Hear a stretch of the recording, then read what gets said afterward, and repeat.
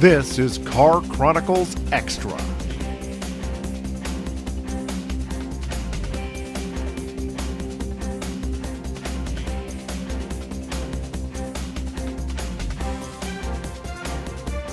Talk about variety. We have a lot of it this week. In the coming moments, we're going to take you to the biggest hot rod show of the year, Autorama at Detroit's Cobo Center. But first, something more serious. GM profits. They have them for the first time since 2004. Actually, their best profits in about a decade or so, according to GM Chief Financial Officer Chris Liddell. We had a chance to go to General Motors headquarters, sit down, talk with him about the $4.7 billion profit that General Motors posted in 2010.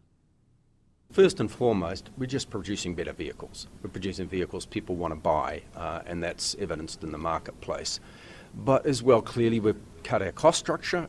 We've got to a position I talk about break even at the bottom of the cycle, which means even though last year was a relatively modest part of the cycle, we were able to make money. And thirdly, sorting out the balance sheet and all the obligations associated with that. So there's no one single factor. It's a combination of all of those. Fourth quarter, not quite as good as the rest of the quarters, but you warned us that was going to happen. What were some of the issues there? Yeah, we were very clear, I think, going into the quarter that it was going to be the lowest of the four. In particular, we consciously spent more money on marketing, spent more money on engineering, in particular with some of the launches we had in the fourth quarter. So we consciously spent money that we foreshadowed, and it came in line with what we expected. But you're hinting now that the fourth quarter, you're off to a good start. Or first quarter, I should say, you're off to a good start. First quarter certainly very good from a sales point of view, and some of the factors that were in the fourth quarter will go away, so therefore we'll see a better position because of that. What about the worry of higher gasoline prices? That's really what's on everybody's mind. What are you looking at, and what impact is that going to have on GM? I think the important thing to think about in oil prices is just the long-term trend. It's an issue, but it's been an issue for a while. It's just more obvious in times like this. And we stick to the basic strategy we have, which is threefold, which is looking at alternative propulsion mechanisms, think electric vehicles, think the Volt, getting good entries in the smaller segments where people might migrate to, so think Chevy Cruze, which is doing very well. And thirdly, just making progress on our whole fleet in terms of fuel efficiency. So that's the best way that we can adapt to the world of potentially higher prices. Toyota widening its recall of vehicles that could have issues with pedals that could become trapped in floor mats. This comes as the government went through thousands of pages of Toyota documents and requested they expand the recall.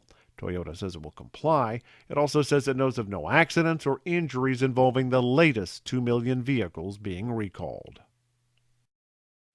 Mini is going back to its roots with the Rocket Man concept. It's only 10 feet long. They call the interior 3+1. And it's an idea of what we might see if Mini decided it wanted to compete with a Smart. The Rocket Man also comes with some interesting cargo storage ideas. Mini says this could be something to think about as a solution for urban mobility in crowded cities. Now let's think about something bigger and bolder. Autorama is the annual hot rod show at Detroit's Cobo Center. We paid a visit as they were moving in, and we talked with co-chair Steve Novosel.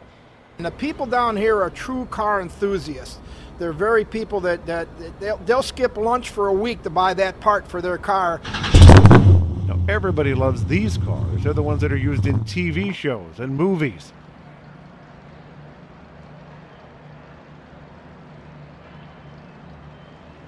Hey, whose police car is that? Oh, that belonged to Barney Fife.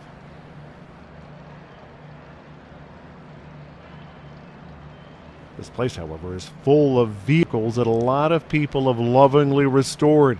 They're competing for what they call the Riddler Award, Best of Show. We keep hearing it's a Super Bowl of car shows, so we decided to check her out and go for the Riddler and just see what happens and make it a learning experience, a big eye-opener for us since we're new in this hot rod world.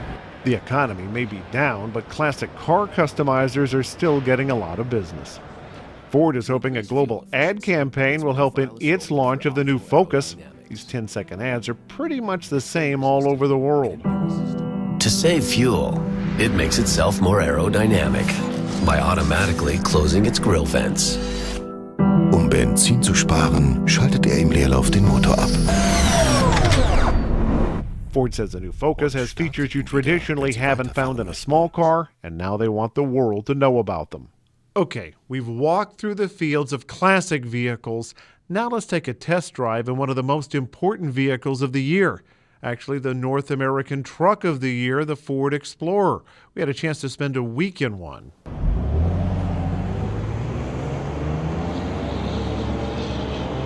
This Explorer has a very different personality from the one that helped launch the SUV revolution back in the 90s. The 2011 Explorer is extremely refined, mid-20s fuel economy highway, and a smooth ride on the road. Ford demonstrating you can do just about everything the original could do, and you can also keep your fillings and some of that gas money. The test car they provided me with had all sorts of technology, blind spot and cross-traffic warning, curve control to slow you down at curves, even inflatable seat belts in the rear. Now, they didn't give me a price tag on my test car, but the base Explorer starts just below $30 and will go into the 40s. Capabilities, comfort, fuel economy, those are the positives. Lower ride height and higher price are the only negatives. And you can see now why the Ford Explorer is the North American truck of the year.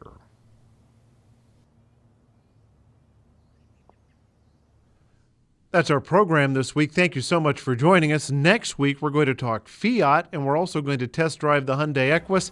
And, of course, we'll have a few surprises because there's always something breaking in the auto industry. Thanks again for joining us. I'm AutoBeat reporter Jeff Gilbert.